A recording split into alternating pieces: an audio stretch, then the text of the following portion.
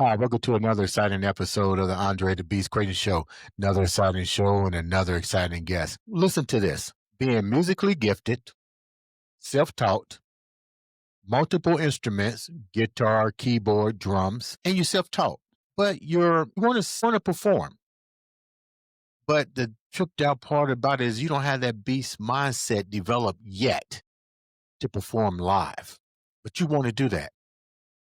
Today on the show, we have a young lady who's is definitely one of the best upcoming musicians that I've ever seen, from playing the drums, guitar, keyboard, and she's now taking the bull by the horn and performing live. Let's welcome to the stage Miss Amy Wolfe. Amy, what's going on?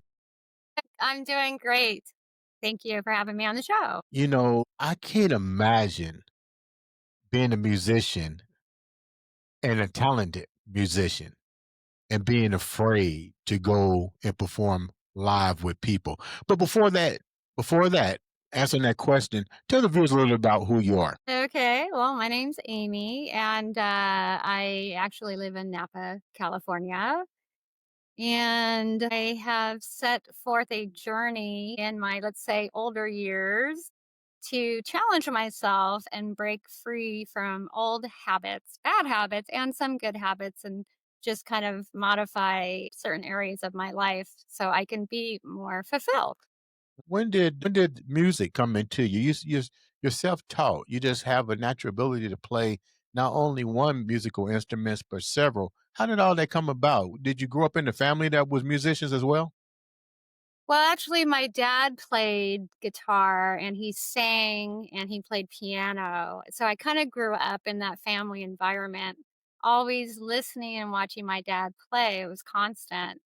So I think that had a lot to do with it. I've always owned like a guitar, but it was kind of more like a living room decoration for so many years, like literally decades. And then at one point in my life, I just decided to pick it up one day, and, that's kinda how it started. I just picked it up and I didn't put it back down.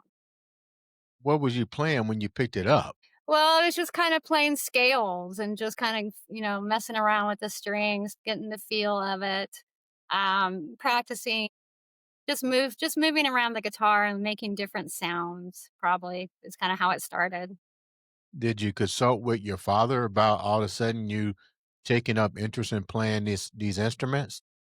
No, I did not. My dad, is much older and he's kind of, set in his ways and he doesn't play guitar as much because of his arthritis. And I talked to him a little bit about it and he thought it was, great and fun and everything. But it was really in my own self journey. I was just, I just kind of deep dove into it basically. When did you decide to take it to the next level? Because if you follow you on social media, you are playing with other musicians, but there it wasn't that easy for you because you had a fear of doing that. So when did it what was the fear first? Let's start there. What was the fear of performing live for you? I think for me, it was just being in front of people always kind of terrified me. I was always shy growing up. So it was the fear of making a fool out of, out of yourself, going on stage, messing up, maybe forgetting your parts, playing in the wrong key. I mean, there's so many things that can go wrong. So I think that was the thing that kind of held me back. So I started reaching out to local musicians around town so I could get used to playing with other people just in general, just kind of jamming out. And that kind of was the first step of kind of getting over, you know, messing up, playing loud, being amplified with other people. I mean, it's kind of fun. It is also a little terrifying in the beginning because, you know, I mean, I'm a woman, so most of the people I was playing with are males, and the people that I did play with locally were very well established musicians. They've been playing forever. So here I am, basically a newbie, but everybody's been really good to me. How difficult was it for you? Tell me about that first experience. I was just terrified. Just, I think what happens is once you actually start playing with somebody else, the second you actually have to play, you focus. All of a sudden, you just kind of transform. You're not thinking about anything else around you. You're only thinking about what you're doing. And I think that's kind of what happened to me is you just get into it and then eventually you start to loosen up and then you just kind of start to open up and then you can be creative. But it's just getting into it is probably the first step, right? Now you said you're self-taught. So self-taught, does that mean you also know how to read music as well? That's what I so at first I started playing piano and I did buy a bunch of music books and I did teach myself how to read music first. It was really hard. I just stuck at it. I would wake up in the morning and the first thing I would do is start to practice, like literally with my coffee, brain just barely functioning. And I did that every single day and I practiced and practiced and practiced. Even when I didn't know what I was doing or what I was learning, I just stumbled through it and I just kept at it until I figured it out. And it was an interesting process because at some point the light bulbs just clicked and all of a sudden everything opened up. I saw it. I was like, wow, okay, I get it now. I'm getting it. So it just kind of you just have to kind of go past your comfort level, and just keep at it. So do you think that was probably one of your fears is the fact that maybe you didn't bring that skill set to a band that you couldn't read versus being self-taught? Yeah, I think there's a little bit of that involved. I mean, there's a lot of little details that you don't really think about until you actually have to, maybe work with somebody else, because you just don't know until you know. The first time I played with somebody, I didn't know how it goes. I didn't know what to expect. I didn't know how to jam with somebody. I didn't know like when to come in, what the beat was supposed to be, what the tempo was supposed to be, or what key we're even in. So once you start deep diving and you start memorizing notes, where they're located, what keys work, it really just opens up the door. What was the difficult journey for you on that first encounter? I mean, they know you was coming in as a newbie. Like, what was your biggest challenge? Was it understanding how they rolled, their way they composed their music? What was it like for you that was difficult? Yeah, I think just not knowing what I was walking into and what to expect because everybody plays different styles of music. So at that point, I was just open to anything. I just wanted to play. I naturally wanted to play lead guitar, not really rhythm. But, you have to learn rhythm to play lead, but I always just wanted to jam out and play lead guitar and start wailing out on solos. That was kind of my goal in general. I just, couldn't help myself, so What do you mean welling out on solo? You trying to do a Peter Frampton or something? yeah, something like that. I really enjoy, a lead guitarist. I like doing solos. That's my favorite thing. Who's your favorite guitarist? Yeah, I give you 3. No, I give you 4. Well, I think growing up, Steve Vai was a big influence. Um Nita Strauss, she's a female guitarist. She's was a huge influence on me being a woman, knowing that it, like in a way, like if she could do it, I always thought, well, hell, I can do it. I mean, I'm not going to be at her level, but she definitely was a huge influence for me. I really like Joe Satriani as well. And then, I've always enjoyed Mick Mars of Motley Crue. I think it's mostly because I grew up listening to Motley Crue, and he does have a lot of bluesy riffs to him. So I think those 4 were probably the most influential. I'm surprised you didn't say the guy from Guns N' Roses and, the guy from Journey and more importantly, Jimi Hendrix, and last but not least, Prince. Right, right. No, they're all great. I know. I think it's just because I kinda grew up, listening to these other bands, and then later when I actually picked up guitar, I was listening to Nita Strauss, and she was really, like one day I was watching her video, and she kind of it was before I actually I actually was deep diving guitar, and when I saw her jamming out, I was like, "Oh my god, I wanna do that," and I think that's really what crossed the line for me. I was like, "If she can do it, I can do it." How many bands have you since you've done coming out of your comfort zone, what's that like, and how many other bands have recognized your potential and really wanna gravitate to you coming to be a part of their bands? Well, I mean, it's just a handful. It's really I've never pursued, like, being like, going out on tour and, like, being married into a band. I've mostly just been, "Let's just jam out." It's mostly locals, so there's a lot of interest because there's tons of local musicians everywhere you go that like to play. People just wanna play. So it's just, I haven't really found I haven't really been interested in actually, like, touring or anything like that. It's just really kind of a hobby for me. It kinda just helps me maintain my stress level, and it's just fun. What is their response when they realize that not only do you play the rhythm guitar, the lead guitar, but you also are a drummer in the keyboard? I mean, you bring a multifacet to anybody that wants to, what you call, jam out. Yeah. I think it's fun. I think people dig it because we can do different things together, and it just kinda just brings the bar up a little bit, Which you know? instrument do you like the best, though? What was that? What instrument do you like the best? Guitar. Over the drums? Well, that's funny is because when I first started, I really thought I was gonna be a drummer and then, playing music, that is. I don't know, and then for some reason, when I picked up the guitar, just took over. That's all I thought about, that's all I wanted to do. I was literally obsessed on guitar. I still am, so I like the guitar. What's your favorite part of What's your favorite part of the guitar, like, when you're playing it? Like, do you like the y like, I like playing the bass. I can play the lead guitar, but it hurts my fingers when I try to hit those licks. The Yeah. bass just was like it was, like, so cool, I can barely thump a string, and it just made beautiful noise. The guitar was different. It's like I literally had to work it. What's your take on that? What is it about the lead guitar that draws you to it?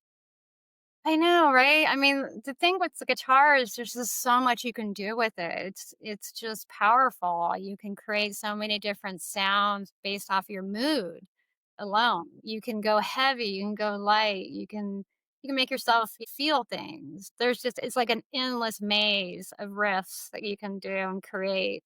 And then when you bring in you bring in other sounds with it, like a bass or even just a bass, it brings so much depth into the music. So I think guitar to me really is the glue that makes us like a really good song, a powerful, powerful guitar. And it's just so beautiful. All guitar music can be just amazing. What makes you different than the other women? I know you look at other women, some have more experience and some may have less, but what makes you different as an artist? Makes me different. Well, let's see. Well, I don't have any ego attached to it. I just do what I do with when I'm feeling it. I don't really have a lot of expectations. Like, I go with the flow. I'm really easy to work with. I just like to basically have fun and not it's supposed to be a fun practice. It's not supposed to be stressful. So I think my view on it is I'm just coming at it like I'm not here to like make money with it. That's not why I started playing. I'm not here to like play in front of thousands of people. I don't have that ego. That's off the table. So I'm actually coming into it with a really pure sense, a pure form of just wanting to experience whatever's being created at the moment. So I think that might set me apart from some people. It's a different practice for me. Now let's talk about your fitness journey. You're getting ready to Are you currently a personal trainer? How are you combining the two together? Yeah, I know, right? I am a personal trainer. The thing about being a personal trainer and being in the fitness world, because I'm not just a personal trainer, I actually am a fitness instructor. and I teach Pilates instruction and yoga as well. So all that type of the fitness journey is very, very different than the musical journey. They're like apples and oranges to me because I mostly play music at night and most of my fitness stuff is during the morning.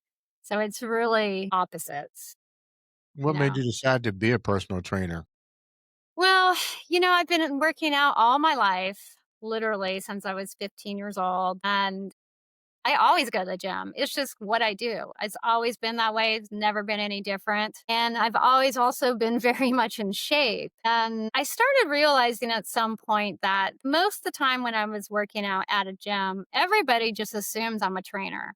People just think I even work at the gym because I'm usually there for like, 3 hours or so. And people are always asking me questions. It was constant. And then at one point, it just kind of clicked. I was like, you know what? I should be a trainer because I can help people. And that's basically how it started is I wanted to help people and motivate people and give advice and make workouts and assist because most of the people who a lot of people don't know what they're doing or they're doing exercises incorrect and their potential for injury to themselves as well. Give me an example of some injury exercises that men and women are doing that could injure themselves. Well, yeah, the Romanian deadlift is a good one.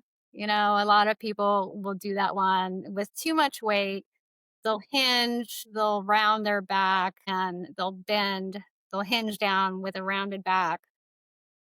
And they'll probably be using a heavy, heavy weight. And when you do something like that, you can just tweak out your back instantly, and cause a lot of back pain. I just think people in general just don't know the proper form. A lot of people will lock their knees when they're doing certain moves instead of, doing a slight bend on their knees. And basically the whole goal is to protect yourself from injury. And also, most importantly, I think the biggest one of the biggest things that people do is they injure their lower back doing incorrect moves.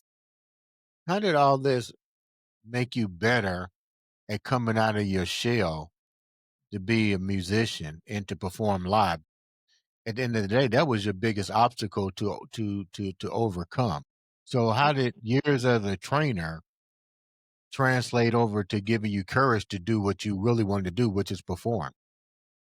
Yeah, I think, when I start it's so easy to get into these habits of being like I don't know, maybe not as social as you can be. Nowadays, people are on their phones, they're not talking as much.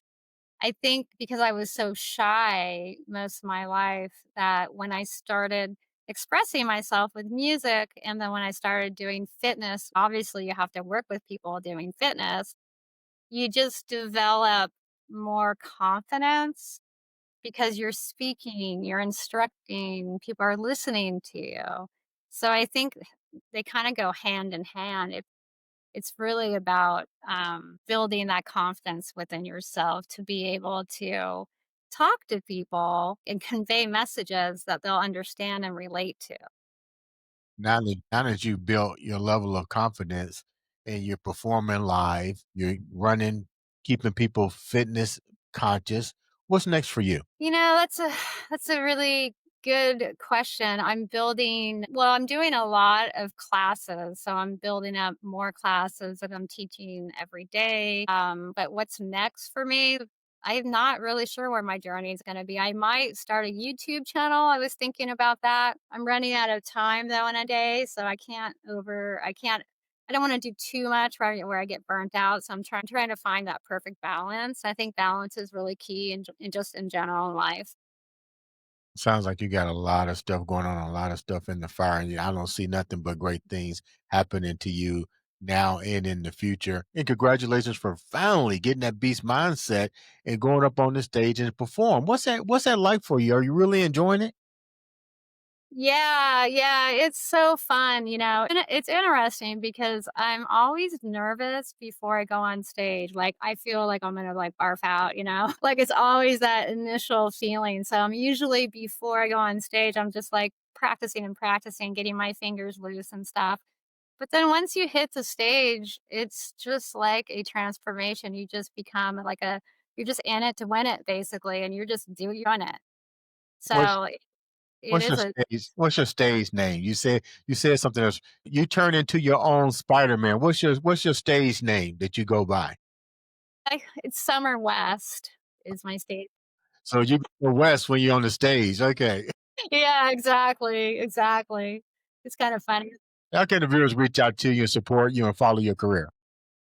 Well, I am on Instagram. I am at actually my Instagram handle is a Wolf Fitness, and that's actually my fitness handle. And then I do have a Facebook account that's under Summer West. So that's for the musician part of it. So I do have it separated. Okay.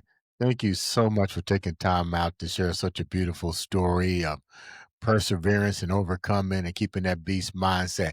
Ladies and gentlemen, make sure you click subscribe, follow. Sometimes all it takes is a click of that button to change somebody's life as well as your own. This has been another, and I do mean another, exciting episode of the Andre the Beast Crayton Show.